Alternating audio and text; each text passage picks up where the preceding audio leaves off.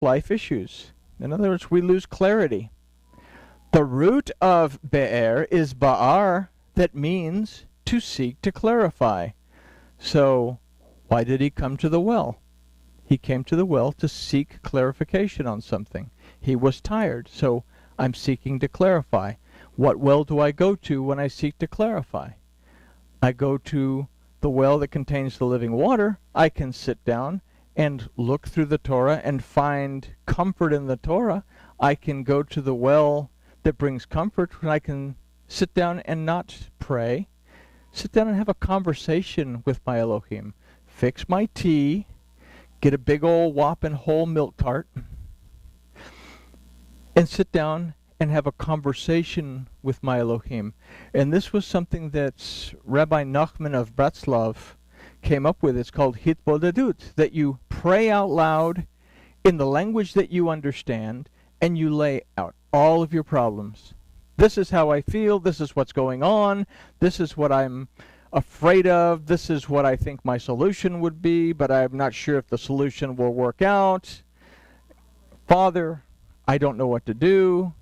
Give me some insights. I thank you that you're here.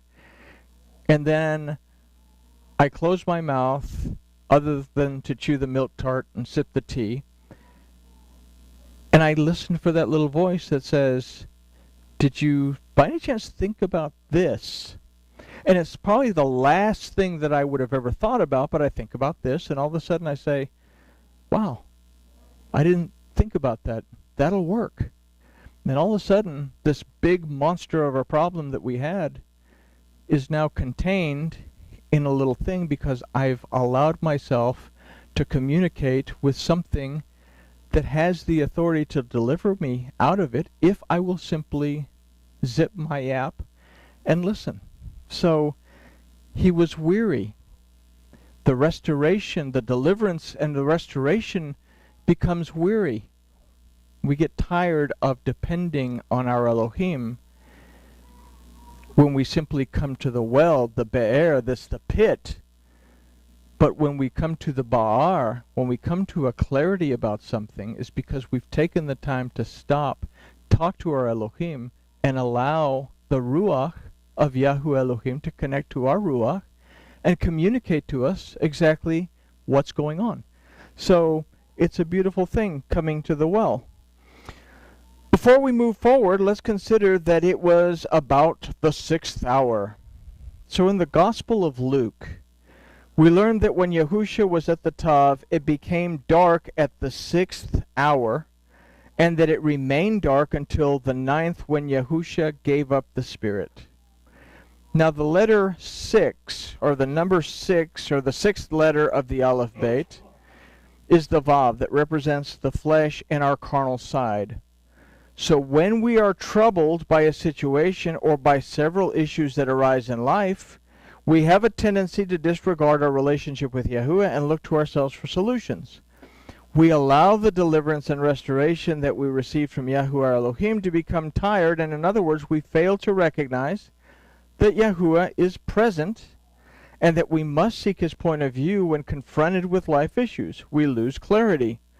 Our carnal nature clouds our spiritual nature. We perceive the darkness and we dwell there. Now the Bezorah of Mark says that it was the 9th hour that Yahusha died.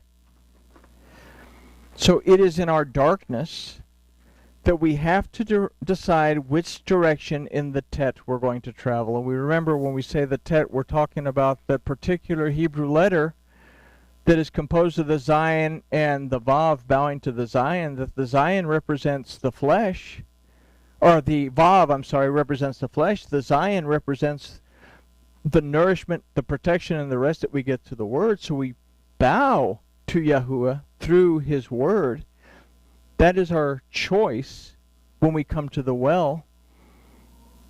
In order for us to come out of the darkness of the 6th hour, to come out of our carnally minded state, we have to make this decision that we would say in the 9th hour, that we have the choice to seek Elohim through his Word and receive that nourishment, that rest that comes from him, or we can continue in a pity party and continue, there's my little nachash tongue, to yield to the enticements of the Satan. We can continue to yield to the enticements of the serpent and remain in the darkness.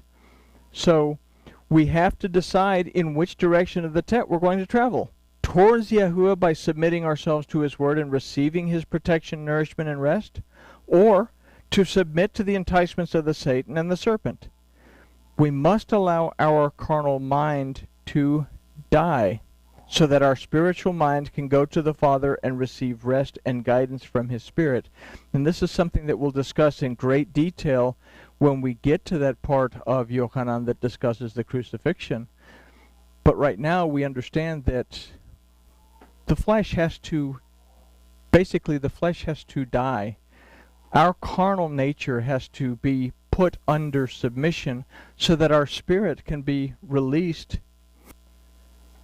back to Yahuwah, so that we have that communication going on, so that we can see through the troubles and see through the worries and see through being tired because we have been persecuted by Herod and we have run a great distance to come out of Yerushalayim. We've come out of the covenant of peace basically when we're on the run, but we have to be able to come to a place in Galil to where we can have clarity.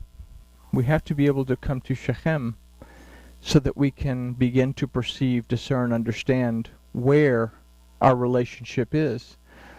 So we're going to stop this lesson at this point so that we can consider it and be clear before we encounter the Samaritan woman, because all of this flows into what we're going to discuss with the Samaritan woman. As well as quite a few other things, because a lot of history starts to play out and a lot of things about the different kingdoms and the different bondages and the basically even the ignoring of the Torah comes out in the Samaritan woman thing. And with that, for us, I'll say grooviness has been achieved.